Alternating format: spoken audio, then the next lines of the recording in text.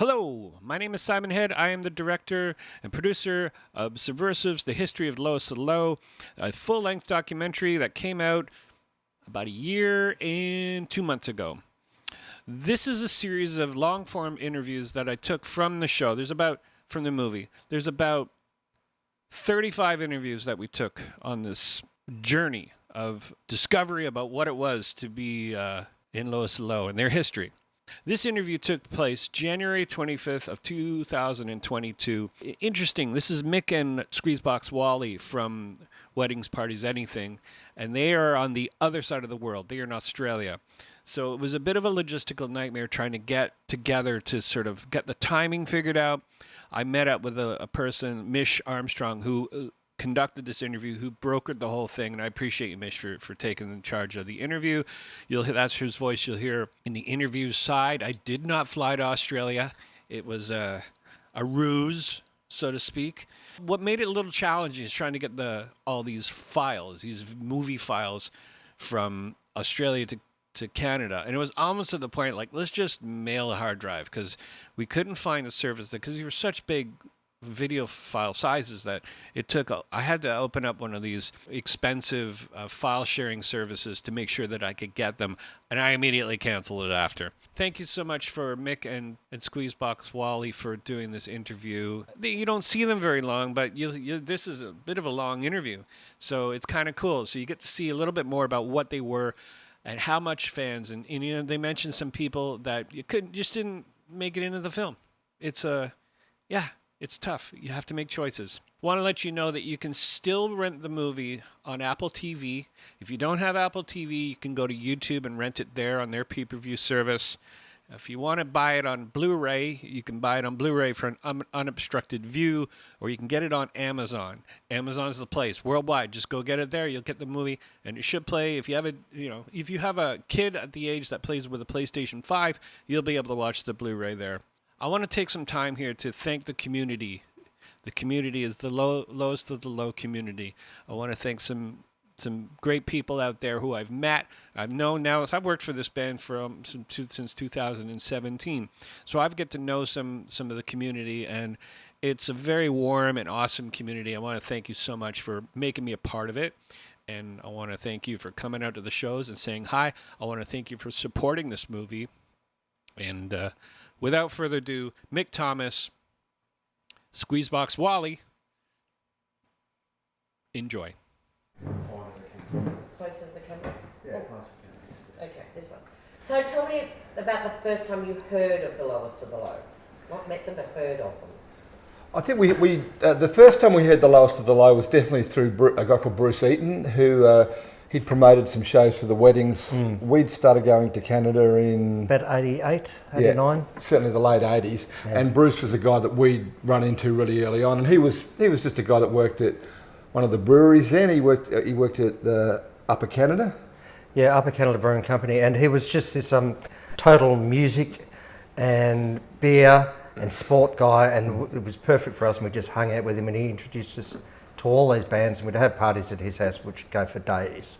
And and I think the Low were kind of part of his group when they started. And they started, Ron's often when I've talked to Ron about it, the Weddings, he often talks about a particularly famous gig at the Siboney that he reckons a lot of people were at, and that was, I think the Low were just getting going around there. Yeah. So that when the Low got going, well, Bruce was really across that, and I think I came home from mixing one album in England via Toronto, and Bruce, had, it would have been a cassette, and I remember coming in and playing the cassette, and we sort of, so it was he was definitely the conduit, and we were definitely far more acquainted with Shakespeare My Butt than we were with the band, We came to the band through the album, we didn't. Yeah, so you heard them before you met them? Oh yeah, totally. Yeah. Totally. And it was a cassette tape that went around in the car with the van, in the van with the band before we went and saw them 2 years later, I reckon. And it was just played non-stop. We'd go to bars, we'd put it on at the bar. It was an album that lived with us really strongly. That was in the days when the Weddings were touring a lot in vans as opposed to flying. And so, and there was It's probably the brief period when there was some sort of musical consensus about what we should listen to in the van. And certainly, you know, I could almost tell you the records we were listening to. You know, it was like the first Cruel Sea album, the EP. There's Guy Clark's Dublin Blues. Yeah. Dead Milkman. Dead Milkman. Nick Lowe's Party of One was really big. And then Shakespeare in My Butt came right in on that. And yeah, we kind of, I guess because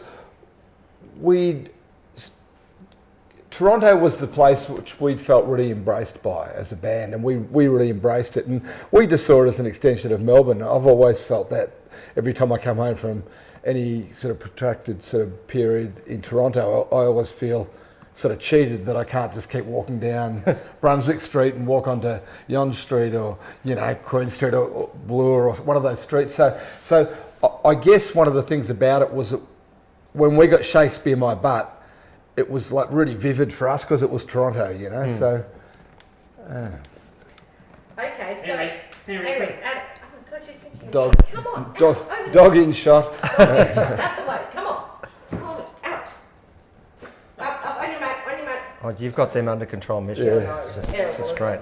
Okay, so So just before we go, I think it's you, Walt. I think your pack, you put it in your pocket and it's making some crackling noises. So I'll just Just to hook it on the hook outside. it on the outside, mate, and at the back of you or something.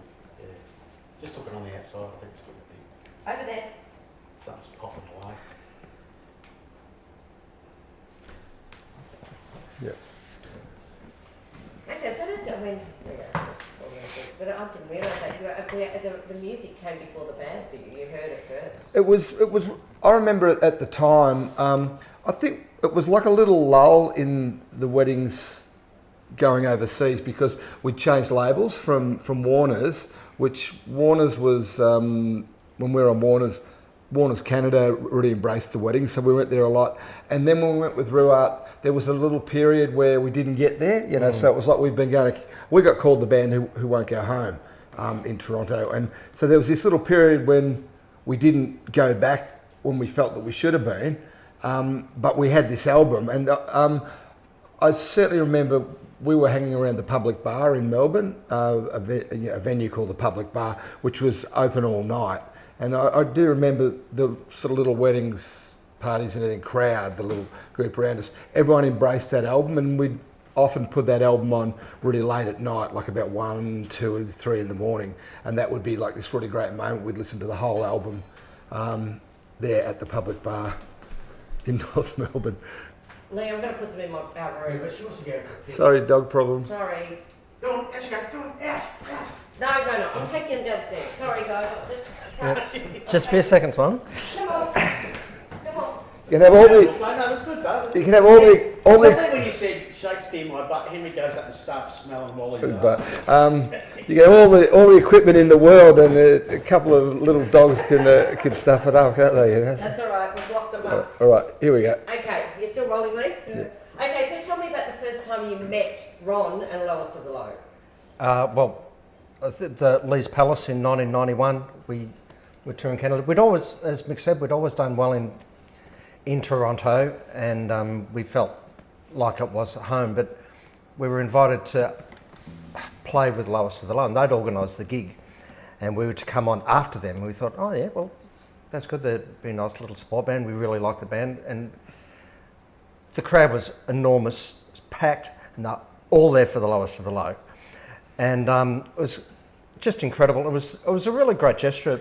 Yeah, it was. Put us on, because that was a real level up again for us in Toronto after that show. They were at a point where they'd gone probably past Lee's Palace, you know, so Yeah. they were probably looking at doing bigger venues. So Lee's Palace would have only ever been done as, you know, if we can do multiple nights there or whatever. So, for them to come along and say, you know, it was an acknowledgement, I guess, of what we'd sort of done in Toronto for them. So, yeah, I felt pretty chuffed by the gesture, you know.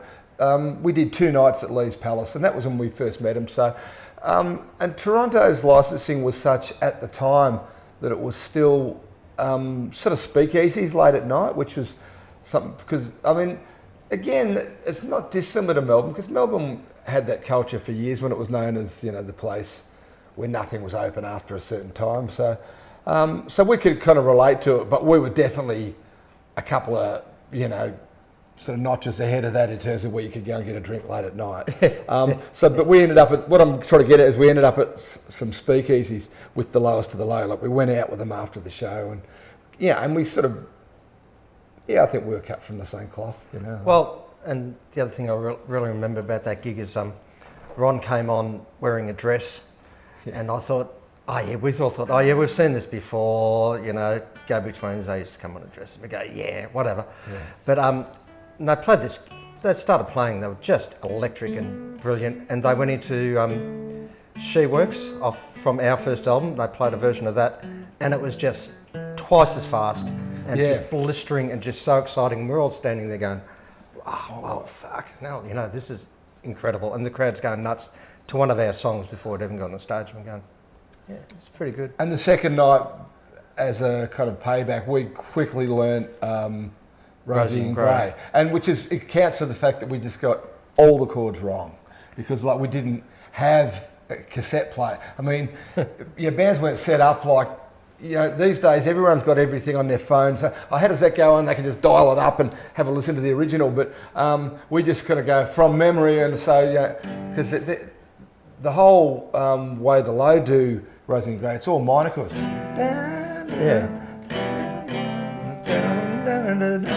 And we just said, so we just sort of did it from memory. So it's gloriously inaccurate, and I think that's kind of a good thing in some regards. I mean, later on when we actually played it with them, it was like, okay, we'll play your version because it's your song. But to this day, you know, whenever we play it, we play the wrong version. You know.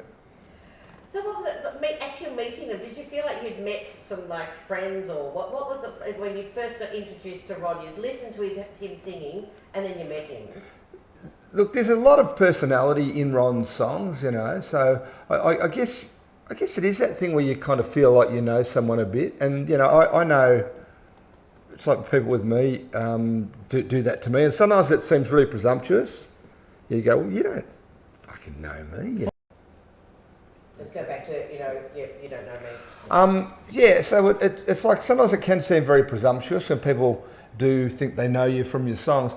But I guess the two things were, the songs are very personal and about Toronto, which we had a great experience of, and two, they were just a rock band, you know. And we were at great pains, even though we'd come from this folkier background. We knew we were a rock band because we played in rock venues and we toured like a rock band. So it didn't matter that we had an accordion or a violin or whatever. We were a rock band, and bands just have this thing. It's just a band thing, you know. And I remember when we first got on the touring circuit, of having no qualms about who I would hang out with if I met someone in a bar or a pub late at night. And sometimes I remember come back to the weddings and who's that band I used to hang out with? I believe it was Wawa.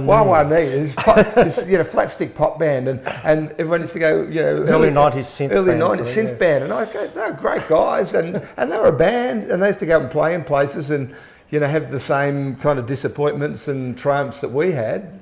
So you know, I think the initial camaraderie was very much from that. When we sort of went home. And that was the only time the Weddings and the Lowest of the Low ever played. It was those two nights.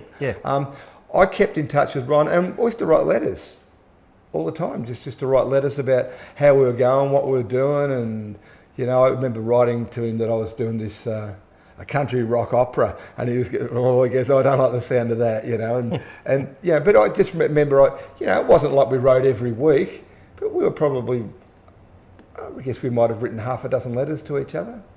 And it was so, you'd go to that thing of like starting to get quite personal about what was going on in your life. Then you think, well, I don't really know this guy on that level. And I think the same was coming back, you know. And like, I think trying to join the dots after all these years, maybe they were some of the periods when Ron was kind of, you know, moving between places and, you know, going through stuff that he probably wasn't going to write about in letters, you know, like dealing with stuff, you know. But it's probably, there probably is more of that stuff in the songs than I got in my letters. But.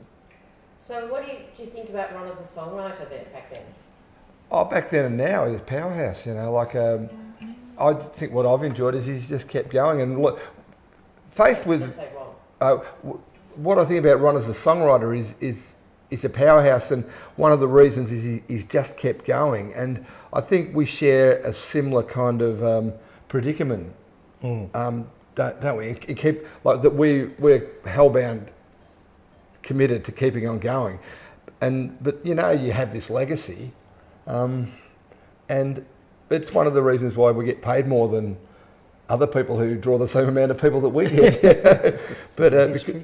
But I mean, Ron seems to have taken it back towards the lowest, which is something we haven't done with the weddings. We've kept going with the Roving Commission and try to keep the weddings separate. It's more like a reunion every time we do that. But yeah, the last few years, Lowest put out a couple of really great albums, and you know, you take it how you want to take it. Look, I think that the main difference is that when the Low sort of split up, I think they'd done two, like they had, everything seemed to be based around one album, like Shakespeare in My Butt. Then Hallucinogenia had come out, and that had all the money thrown behind it, and it maybe didn't do as well as, it certainly didn't capture people's imagination in the way that first one had, and I think they might have got to a third. But by the time the wedding split up, this is what I see the difference as.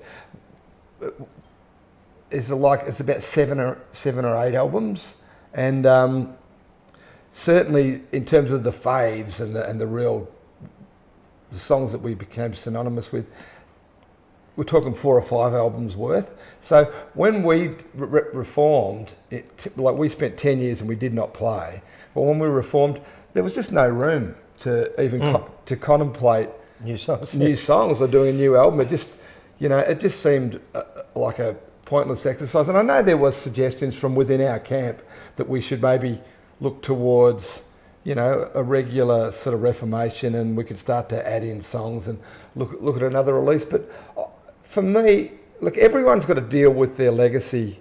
Anyone who's got a legacy to deal with has got to make their own decisions. And I'm not being critical at all about what Ron might have, or Ron and Steve and Dave and those guys have chosen to do. 'Cause I really don't have a problem with what they've done. They've made some really good records, both as Lowest and the Do Good Assassins, or even just as Rusty Nails or Ron Hawkins, you know. But and like I say, I think he probably got, or him stroke they have got the same problem that we've got, in that even when you do release a new record and someone might hear that record and they go on, especially with the nature of the way music's experienced these days, you become your own biggest competitor.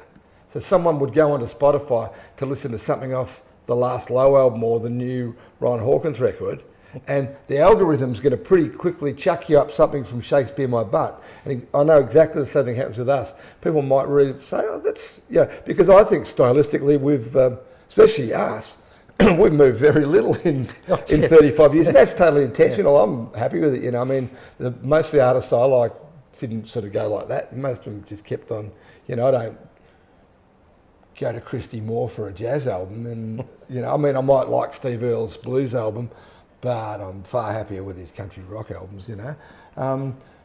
So, and again, that's what people choose to do. But like I say, it's the algorithm you're competing with these days. What's your memories of hearing Shakespeare in My Butt for the very first time? Do you have that very first time memory? Pretty close. Yeah. Tell me about it. Yeah, I can't remember it first time, but I remember it just being part of my life for years, and just these tunes and these this walk through Toronto, that every time you hear that. But and Steve's guitar playing, his solos weren't like these rock solos. They're more melodic, and as a melodic player myself, playing the accordion, I could really relate to the way he played, and I could pretty much sing you every one of his solos, because that album is so ingrained in me. Yeah, what I remember the first time, I can almost remember the first time hearing that album, like Bruce playing it to me, and just going, oh my God, it's song after song after song. That's what I remember, they just keep coming at you. And so after I'd listened to it a few times, I think I'd be one of those people that would start singing one song and end up on another. So, you know, and not because they sound similar, for God's sake, but just because they just come at you. There's 18 songs in that record, you know, and one of my early, I think me and Lawler stayed with Bruce on the way through, and when Bruce gave me the record, and I remember playing at the album and then trying to, I think he had a double cassette player, and I was trying to do extra dubs for everyone, but I was probably, you know, drunk. I was probably had a few upper Canadas that night with Bruce. I remember Lawler going, "Well, you just go to fucking bed, Mickey." Yes, I know it's a good album, you know. Like Lawler was always getting sort of grumpy with me about that stuff. I reckon that was certainly within days of hearing that album for the first time. But I remember trying to do extra dubs of it to bring home. That I straight away reckon I knew it was a classic record for me anyway, you know. Well, that brings me to how did the lowest of the low music get to Australia? It was like the... in our suitcases. yeah, exactly. Pretty much. Full sentence. How did the low get to Australia? How did the lowest of the lows music get to Australia? In our suitcases. In our suitcases. And, to my knowledge, they never had a record released here, and why they never toured here is beyond me, because we would have gladly taken Matt on tour any time.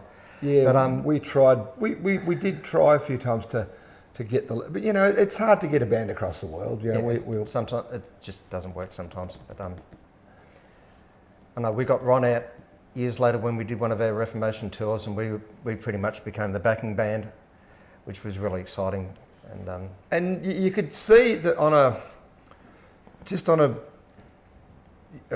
the simple level of someone walking on stage cold in front of a crowd that were there to see another band, you could just see that the music and the kind of attitude with the way it was played had an appeal, and that Ron was walking on stage, you know, in front of 1,000 people at the Fremantle Arts Centre or, you know, various gigs in Melbourne, Sydney, whatever, and there was just never one sense of dissatisfaction from the crowd, and he was sort of getting through his, you know, 45 minutes a night of, you know. And by this stage, it wasn't all Shakespeare my butt. He was, you know, he was well past the rusty nail. So I guess he was, you know, 5 or 6 albums post Lowest of the Low. Chemical Sounds is the one record that sort of we did release here on a little label on Croxton Records that I had, and we released that here. And I think it has the distinction of being a slightly different version from the Canadian version. It's got one extra song on it. I can't think of the song. It was a song. I still don't know what it's called. It's one. How did you get so easy? And it's not on the Canadian version. And it was like when Ron first sent me that record, Chemical Sounds. You know, I thought that was pretty much my favourite song. But there you go. So the lowest of the low music getting to Australia really came in your suitcases, and then did you introduce it to people in Australia? As much as possible. Yeah, I don't know if we shopped the record around to other people or not, but certainly every party we went to and every person we knew, we'd make a copy for, and you've got to hear this band. You've got to hear this band. They're incredible. I reckon the other significant thing was that was at a time when CDs had just really hit, and so it was the first time that people could actually look at buying music at gigs. And so I reckon there were a couple of records, Rory McLeod's Angry Love, which was given to us on cassette at the time, and that was a record that we really flipped over in the weddings. And I guess it was a lot easier to get, and because Rory McLeod's a folkie and he would be coming out to do the folk circuits, we pretty quickly got him on gigs with the weddings. But what I'm getting at here is all of a sudden some people were prepared to experience music that they didn't buy in a record shop, and that was the birth of that was what CDs really gave us, is this idea that you know, and I still think back to that time, and you know, but I reckon four or five of my favourite all-time records were records that never really hit the shops. So be like Rory McLeod's Angry Love, Shakespeare My Butt by the Lowest of the Low, and there's a band from San Francisco called the Ex-Catheads. Oh yeah. And we yeah, bought their record at a gig, you know, and so that was just starting to be a concept, because when it was all vinyl, there was just no way, you know. I mean, everyone talks about the great punk years and them selling records out of the back of cars, but gee, it's and I know with the move back to vinyl, which I think is really good for 20 good reasons, but it's a lot harder to do, you know. Just tell me, there's a question here about the music scene in the early 90s. Do you want to just sort of... what did you think about what was happening in the early 90s? Here or... I guess here, Well, I guess, worldwide? I guess the music scene in the early 90s worldwide, I guess what the question is alluding to is that there was this explosion, and it was to do with, you know, the big day out happening here and grunge. Like I think Damien Lovelock from the Celibate Rifles said, you know, there was just this moment when, you know, Nirvana played to, you know, 5,000 people at the Hordern Pavilion in Sydney, and all of a sudden, you know, there was this really great time in music. But I think for us in the weddings, it was probably not a great time, that early 90s, because we just had a hit.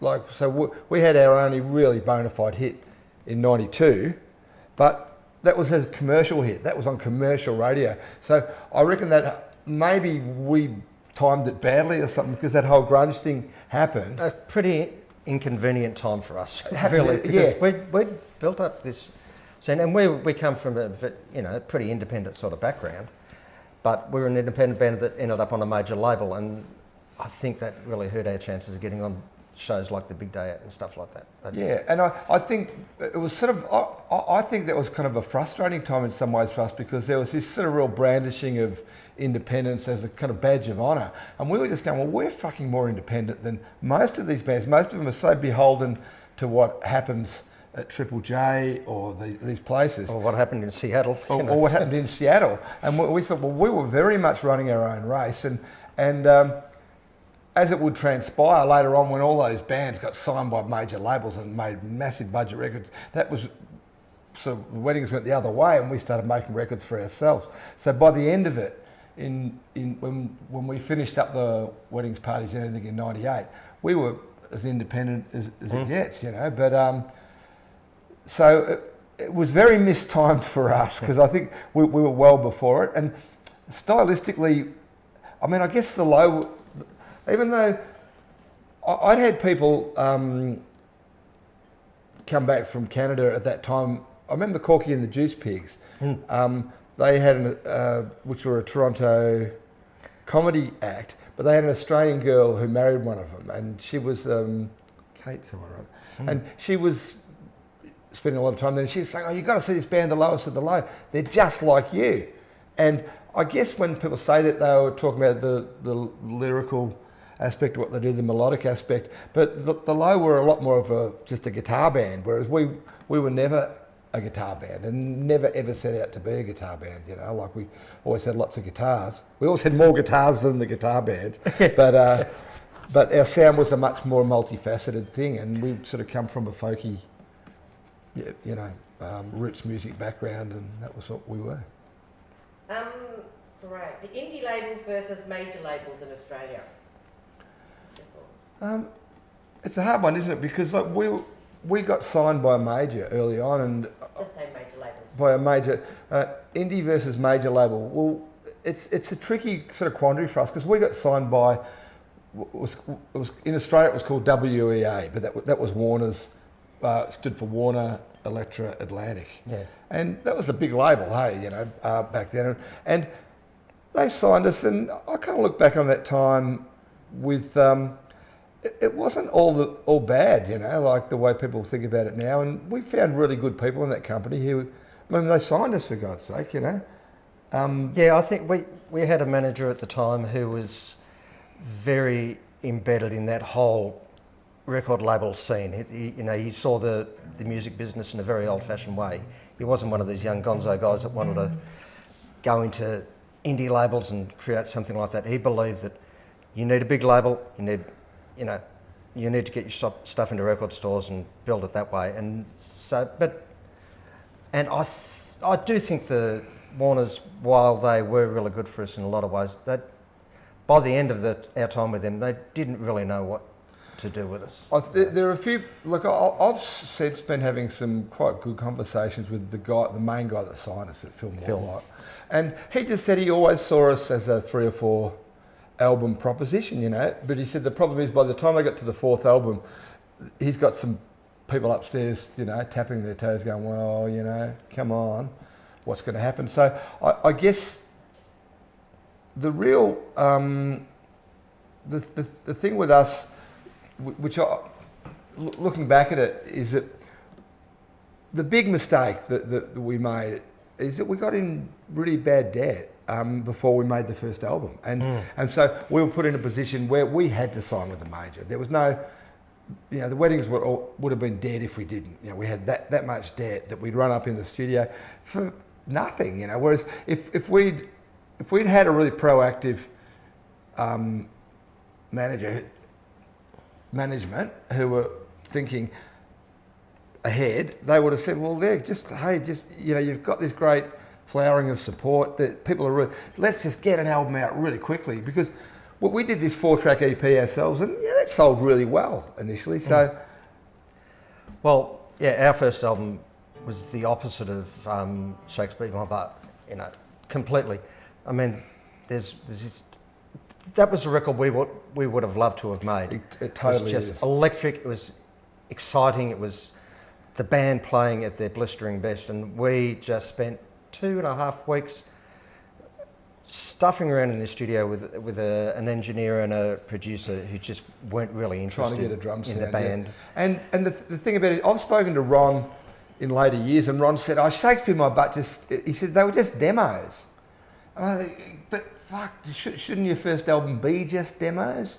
It should just be that should what. And I mean, I'm still, you know, when Ron said that, it sort of broke my heart, because I remember this initial producer took us into the studio and we demoed 4 songs. It was great, and it was fucking great. But then he had this. We were going, well, isn't this just how we should sound? Why don't we just, like we did that in a few days, why don't we just spend a few more days and we'll have the album and off we go? And I remember going, oh, no, you wait till you hear what we're going to do, boys, you know, like, and we sort of fell for it.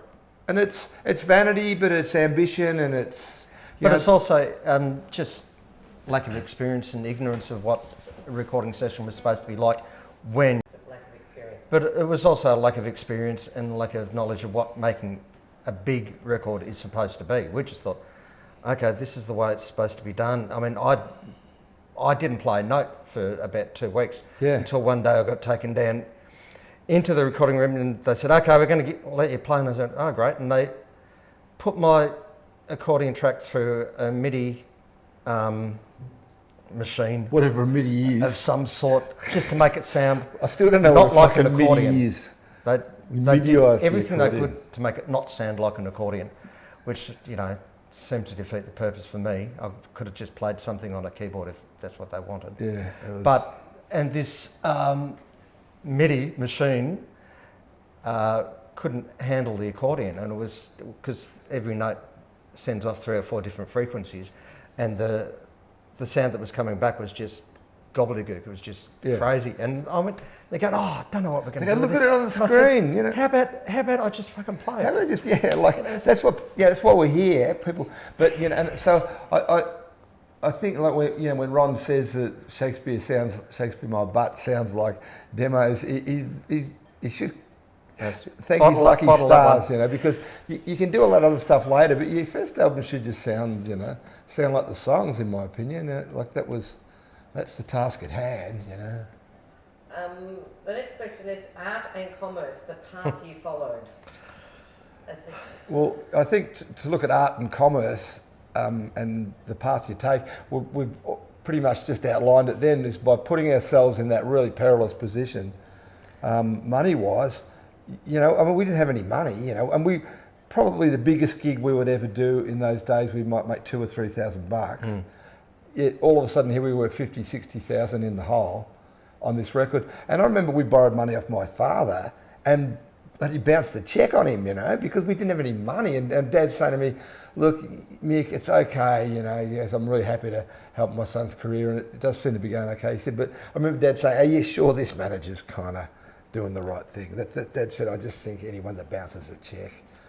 And I think that's a slightly different thing we're talking about. But I think getting ourselves so far behind the 8 ball that we couldn't make those good choices, whereas I think they sold that many copies of Shakespeare as an independent.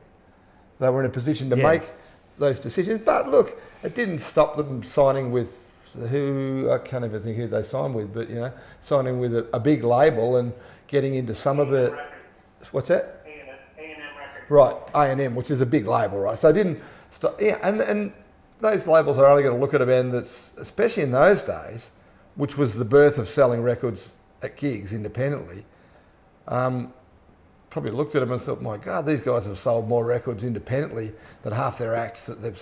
So they're going to chuck some big money at those guys. And, you know, But there's good songs on Hallucinogen Genia, but...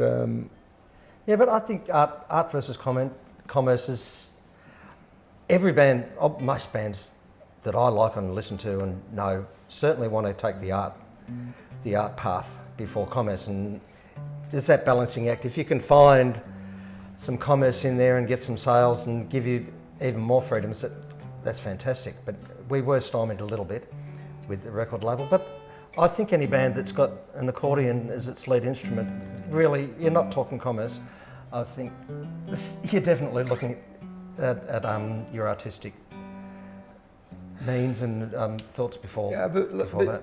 We spend any amount of years where everyone in the weddings lived off the weddings, and that was a good experience. You know, we really wanted to do that, you know, and I've sort of kept by hook or by crook doing that, and everyone else has arrived at different ways of setting up their lives financially. But, you know, I think what we find as a sort of a little bullshit thing later on in our careers is when people sort of go on about their career as if it's kind of this lucrative thing when it's not, you know. You can certainly see the people whose career is totally funded from, you know, something that's outside the picture, but they're pretending that it's not. Yeah, and so even now, like, we still get paid okay, you know, and get to do some big gigs, and we get to fly, and, you know, I mean, it could be a lot worse, could be a lot better, you know. I think the biggest adjustment we had to make post weddings for everyone in the band was not having road crew, because weddings were a band that lived off the road crew, you know. Most of us didn't know how to set up our equipment. When the weddings finished in '98, you know, I remember Barclay came around to get his drums from my house. They wouldn't fit in his car. Then Irish O'Prey came around to get his bass amp. That wouldn't fit in his car. So he borrowed a car and drove the amp straight to a shop and sold it, right? and we'd go and see each other, you know, playing with our various post-weddings parties and everything, incarnations. And it was always like wanting to talk with someone after the gig and go, oh, I'm just going to pick up my gear, you know. And so that was the big adjustment that we had to make. So, you know, I think we're all pretty happy to have gone through that band. And some of that is what creates the debt, you know, like, so these days I'm a bit warier about the debt. And so, you know, it's good to have some crew people there, but it's, you got to pay them, you know. But I don't know how that really compares with the lowest of the low, you know, whether they got into that situation of big overheads, you know, but certainly at the height of, yeah, like back, you know, talking about back to 1992 and the birth of, you know, this sort of grunge independent scene. Well, you know, weddings had a fucking semi-trailer and had to have a separate car for the road crew at that stage. And that's when we got into really super big debt, you know. And we were just this, and the paradox of it was, as that debt grew with weddings, parties and everything, we were all, I swear, this is in 1992, getting $250 each a week. That's what we got. And we just sort of thought, oh, well, that's what you do. You know, sooner or later it's going to change. And then all of a sudden we had this hit, and it didn't change. It didn't change. And we were still in debt, and we were still getting $250 a week. So the incoming management just said, look, boys, it's got to stop. This sort of full-time payment, year round, it's got to stop. And so he doubled our money and said, well, you get 500 a week when you tour, but then when you don't tour, you don't tour. So everyone, initially it was a freak out, but it was, it was the right thing to do because it meant that we could start to claw back the debt, So I don't know whether the Low were as stupid as we were to get, but it's just a cycle that bands, certainly from the commercial end of things, get involved in. And quite often when I look at a band and they're having some success or a period, in the summer, someone goes, "Are they making money?" And I said, "Look, I wouldn't know." I said, "You couldn't surprise me either way." Yeah, you'd be surprised at the big bands that don't make money, and Yeah, and sometimes I look at a band, I just go, and then I hear that they got into trouble, and I go, "Yeah, I could kind of see that happening," because there was no point at which that band could ever make money, But quite often, without being privy to, pretty much the accounts, you don't know. And like I see some bands, and someone goes, "They made all this money." And I go, "Yeah, I could see that they could make that money, that they had that success, and if it was." But certainly I can see with a lot of bands that it's, success it's a relative thing. I think you've sort of covered this a bit already, but just to go into it again, Rosy and Grey and how you came to cover the song. Yeah, well, how we came to cover Rosy and Grey was a definite payback, wasn't it? Oh yeah, from seeing them the night before playing our version of She Works, which I'd love to hear again. I don't think they ever recorded it. I don't think they did, no. But yeah, we just thought, well, we better learn this. We better get this up and running. And the second night we played it, all the wrong chords, half as fast as they did. I think it's really indicative of the two bands that they picked our fastest song to cover, and we picked their slowest one. But they played it at twice the speed we did. Yeah. And we played it half the pace And they look, did. Rosy and Grey is a song which has kind of served us incredibly well, And it's I'm sure Ron has a similar experience of it, but it's a song we get asked to play a lot, and we've been asked to play it a lot at people's weddings. There's the wedding dance. I reckon we've done 10 times. And I'll tell you a really funny story.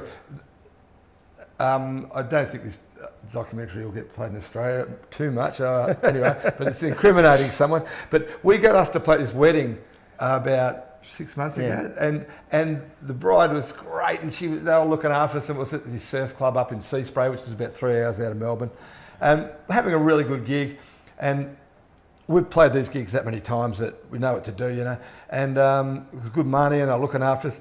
And the bride came into the room. She said, "All good, boys?" I said, "Yeah." I said, "How about we start the second set? Me and Wall will just come on and we'll play Rosy and Grey, and you." Right. So we'd already played one set, and we're in the band room just chilling out. And the bride came in, and she said, "All good, boys?" "Yeah, all good." And I said, "Look, I've got an idea for you, because we play these gigs a bit." I said, "How about for the second set, me and Wally just come on and we'll play Rosy and Grey. And you can come on with your new husband and do the wedding waltz to Rosy and Grey." And she said, "Great idea." She said, you do that at my last wedding." and we went, "Oh, okay." She goes, "Don't tell him." She goes, "Good idea, but don't tell him." So we come on and went, da, da, da, and they're while singing, she just, she's in the wig. And I always do it because I always say, "Oh, you must love the verse about the oral sex," And yeah, so that's a true story. That's great. Lowest and Low, how was the Lowest and Low music accepted? How the Lowest and Low music was accepted in Australia? Some of the terms are very Canadian. I suppose they weren't really accepted in Australia, but it's sort of a smaller group. I guess Rosy and Grey is a song that has been accepted in Australia. Yeah, I mean, well, you say Rosy and Grey's got a line like "my UI check," but that's just a dole check. Everyone pretty much gets that straight away. And Guinness from a tin is Guinness from a tin. I think the lowest music, the people that I know that listen to it can really relate to the Canadian terms and the places. It's a lot of the geographical references people really love in songs, and that's what we found in Canada. We know people that come out to Australia for trips, and they go to the Clocks and they go to the Younger Jacksons, and they do a little tour of Melbourne via our songs. And we were doing the same thing when we went to Toronto. we've got to go to Bathurst Street and we've got to do this and Yeah, go and have a beer at the Only, or yeah, you know, it's geographical references put people in a place, and I think they really love that. But they, and you don't always have. Sometimes the song can give you the reference. It's like my all-time reference that I kept going back to is Galveston. And our first time out of Australia, we went to Houston to play this festival. We had a day off, and they said, and we said, can we go to Galveston? And everyone said, why would you want to go to Galveston? You know, Because of the song. because of the song. And they talked us out of it, and they just said, oh, it's just a beach and an oil refinery. And I said, well, that sounds like where I grew up, and I don't want to go there. So we never went there, but it doesn't ruin my enjoyment of the song. If anything, it enhances it, because sometimes, you know, these place names just have a resonance. Like the last record that me and Wal made in Memphis, we had this song which actually didn't make the album in the end, but it was called the Sparrows of Tullamarine. And Tullamarine's, for people in Canada, is watching it. It's the name of our main airport in Melbourne Airport. Melbourne Airport's called Tullamarine, right? And this song, it'll come out sooner or later, but it's about the sparrows that live inside the airport, you know. And this young sort of engineer in Memphis, he went, he said, Tullamarine, because it just sounds so magical. And we went, it's not fucking magical, all right, you know. But it's a good word. It's a good word to sing. Tullamarine rolls off the tongue. But anyway, I don't think that guy's ever going to go to look, if he comes to Melbourne, he'll land at Tullamarine. He'll have to, he'll be massively disappointed. But yeah.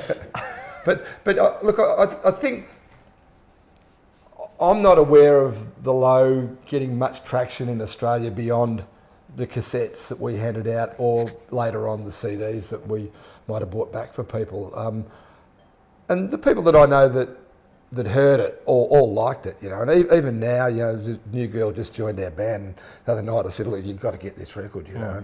And she's going, I've been listening to Shakespeare in my butt, you know. Like, Brooke's been really into it, so she'll probably know half of it by the end of the year. So, but it's been very much on a one-to-one level. So even the people that didn't know what the references were, well, they had a pretty good conduit into understanding what those references sort of meant. I do think that's one of the things that we had in common with the Lowest, with Mick and Ron's songwriting. They're very specific to places, not always, but particularly our early albums and their Shakespeare in My Butt record. They're very specific geographically, and I think people love that connection between.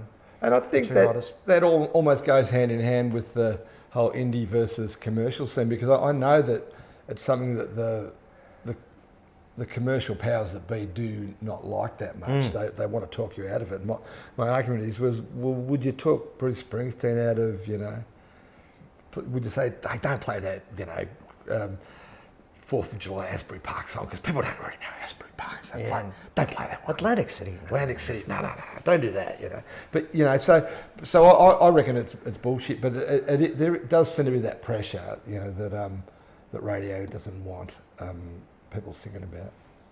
Well, the next question is the parallels between weddings parties, anything lowest to the low. You sort of mentioned on the geographics, but what else are the parallels between the two bands? Well, I think with the two bands, I reckon it was this compensation between singing about those things and doing things that were slightly not commercially accepted, you know, where the sort of folkiness to both bands, and compensating for that by being. Just say to me about weddings parties, anything else. The similar. Well, I reckon the main similarity between the Lowest and the Weds, in a general sense, is that both bands sort of compensated for doing this music, which mightn't have been commercially successful, mightn't have been quite the right thing. So it's way too referential, it's way too particular. They compensated by being really hard-ass live bands and being really, both bands absolutely kind of went for it. You know, that's what we saw in them when we saw them at Lee's Palace. But even though they were a lot more guitar orientated than us, I was listening, research for this project, listening to Shakespeare in My Butt today on the way up today, which for the 1500th time, and there's lots of accordions and mandolins on that as well too. And and you listen to a song like Subversives, and the killer line you know, to the girl who's threatening to leave him, is just don't forget, I'll always know who your favourite pogue is. Yeah. And so they came from, they were listening to similar music to us as well too. They just went about it a slightly different way. But I think that was part of the kinship we had with them as well. Yeah, there was just a real attack, I reckon, you know, with both bands. So it was sort of in some ways the kind of cultural origins of the music or the songs sort of became irrelevant once you stepped on stage. It was just like, go, you know. So it probably, and I think amphetamines are probably involved in both bands, I would say. Yeah.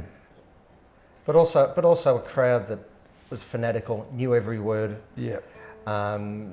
They seemed to build a very similar following to what we had in Australia. And, yeah, very, very true. Yeah.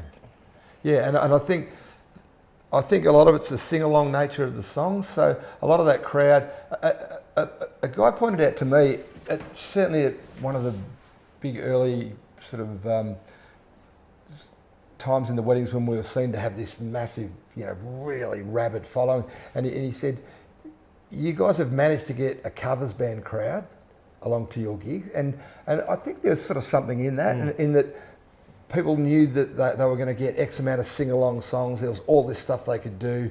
You know, there's all these little signals between the band and the audience, and they're going to play this song, and you know, and the audience respond in a certain way that's pretty conditioned, and that's like a covers band thing. That's what covers bands do, you know. So I think both bands had that certain sort of thing. Is the songs kind of in that they were referential. So they, you know, and they were both really singable. You know, like the word banger wasn't invented back then, but they were both. What the bands were known for was doing these bangers. Every song was a fucking banger, you know. And like when I first heard the term banger about 5 years ago, and I went, what the fuck does that mean? And then someone said, oh, it means these songs that are kind of, you know, anthemic and that you can sing along to and really get into it. And I said, well, isn't that just what you do, you know? Just that, to me, it just seemed crazy that you need a term for it, you know. But I've just used it, so. Yeah. And personality-wise, I mean, music-wise, there's parallels. Personality between the bands, similarities. I think all good bands are a combination of personalities. You know, Yeah. You might see a band that you think are a shoegazy and introverted, but they're probably not all introverted and shoegazy. And I think you need, you know, this personality to go with that personality to sort of prop up that, you know. So I think, you know, I kind of felt sad without ever discussing it with Ron. In terms of personalities, I think bands need a combination of personalities that are going to fit together to work for any period of time. And I certainly felt a little sad when I learnt that Steve and Ron had sort of kind of, you know, had some sort of bust up, you know, because the last time me and Walt toured opening for the Low in 2011 when they did the 20th anniversary of Shakespeare My Butt, and you know, it seemed like a pretty good harmonious band then, and like the personalities in the band seemed good, you know, like it seemed like everyone had their own little area socially where they would work and it was respectful, and but you know, these things happen in bands too. I'm not for a moment. I haven't discussed it with Ron or Steve, and I pretty much don't want to, you know. I don't know, look, I don't know if anyone's watched the Beatles documentary. I'm sure everyone's watched the fucking Beatles documentary. But you sort of see the personalities in it, and you can kind of see whereas, you know, Paul McCartney's trying to be this diplomat, and he's trying to sort of play this role, I think, of saying, well, you know, I'm really listening to everyone here, but he's not. But he's not listening to George. And he's not listening to George. And then you could just see Ringo is just kind of going, I just want to play some fucking gigs, you know. You could just really see it, and you kind of need all those personalities within a band. But you know, the thing of having two stronger figures in the band, you know, it is problematic. I think it's, you know, people always go, oh, it's like Lennon and McCartney. I go, yeah, and the Beatles broke up. You know, like, don't forget they're the biggest band in the world, and they broke up. You know, so you can't have too many strong personalities, you know. So, so look, I don't know what sort of went down with the Low. The bass the bass player seems to have sort of moved a fair bit, but when we play with them... But I mean, Jesus, we're really hardly ones to talk about. Yeah, bands, weddings have lineup changes. Lineup changes, yeah. 15 members all up, really? 15 years, 15 members, yeah. So we always were doing that. So yeah, it's hard to say, really. Okay, well, you touched on this. You tripped to Canada to perform with the Lowest Low. Tell me about that. The two of you went, and how did that come about? And what happened? 2011, we went back to Canada. We were invited by the Lowest to support them on their 20th anniversary tour, which was, one of my greatest times of touring in my life. It was just magical. It was just a great honour for one, because that was the album that kicked it all off for us, and we were just so excited to go and play it. But it became so much more than that. When we got there, we would buy 2 or 3 gigs into the tour, we were on stage with them probably for half their set, playing mandolin and accordion, singing along with them, and all of a sudden we're in Lowest to the Low. This is incredible. That's right. Yeah, and taking what Wall said about Shakespeare by Butler, it has got lots of mandolins and accordions and stuff on it. But this is just a 4-piece guitar band, so I reckon we supplied something pretty decent musically. Without a doubt. But and also they were really happy to come up on stage with us and do the second half of our set and become our band. And there was no sort of egos involved or anything like that, that we're waiting to come on later. They just wanted to play with us, and they just wanted to play. And it was just exciting and beautiful, and it was Look, I even remember things like the first 2 shows were in Buffalo, and we'd always been perplexed at this thing of like the Low having this, probably their second biggest city being in America, but then when it got explained to us about college radio and how the college radio broadcast into that part of the United States, and they were sort of like a rites of passage band for, I guess it's a college town. I don't know much about Buffalo, but sort of seeing, it's really weird, but just seeing how they were accepted in Buffalo to an American audience, and I felt really significant to me, because it was like saying, well, sure, the Low might have spent their entire career right next to the States without getting much traction in the States, but it's only got to happen once to show that it can be done, And you looked at it and you go, well, it might have happened for them, just as it might have happened for us. But the States for the weddings was really, that was a really frustrating element of our career, because weddings, and myself to this day, never had a record released in the States, and we were signed to WEA for the world. So for probably close to, how many years would it be? 6 or 7 years of the period where the band was just going, climbing and climbing. We could not get a record out in the States, and we went over and we had things happen like we played the College Music Journal show in New York as Billy Bragg's backing band on a Saturday night in front of like 300 industry people. Backed Billy Bragg, then Billy said, this is this band from Australia, you've got to listen to them, they're going to be great. And so then we got to play his half-hour set to all these people, and all these indie labels were kind of really interested. But we, as we've talked earlier, our management sort of couldn't, put enough value in that to make it happen.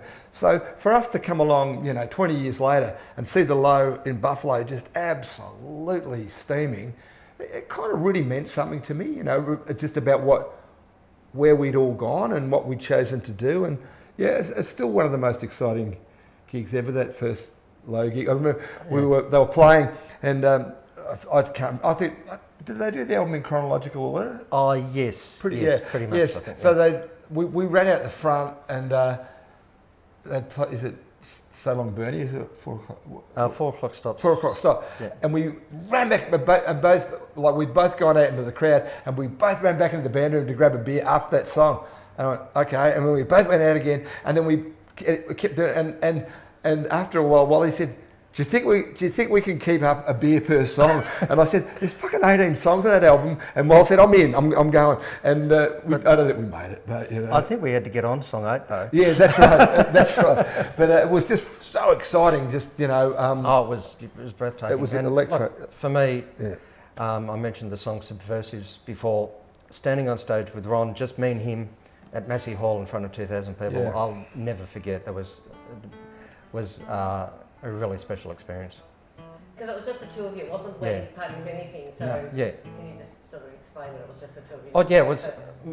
So the whole tour was just myself and Mick as their support, as their backing band. They were our backing band, but So we'd start off with a few songs, just Yeah. a pair of accordion and guitar, and then basically they'd come on and Ron played bass. So we had Ron on bass, Steve on guitar, and Dave on drums, and was and that was it. So and we get to do and it sounded like 1987 weddings. It was it really did, yeah. And so that part of the set actually sort of grew. So and I think the first gig was probably, probably a way it away. was probably 5 songs that we did together and 2 or 3 with them maybe. But by the end of it, it was maybe 1 or 2 on our own, and then 6 with the band. You know. Amazing.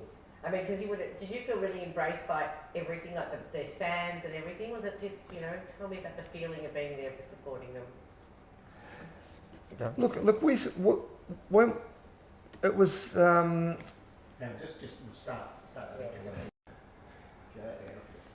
In terms of being embraced by the fans on that particular tour, it was like a new start. I think we thought we were going to be going in there and having people sing along to Away Away and stuff, and that really wasn't the case. Because we hadn't been back for a lot of years, and honestly, when you are working independently, you make your decisions based on really small things. So weddings finished in '98, and my thing after that, I just wanted to play on my own for a few years, and I just tended to go to England and Europe and play. And I think I'd done a festival in Calgary once, and then on the back of that played a show in Vancouver. And I remember that show, someone saying, "Do you know it's been like 7 years, and you guys just disappeared?"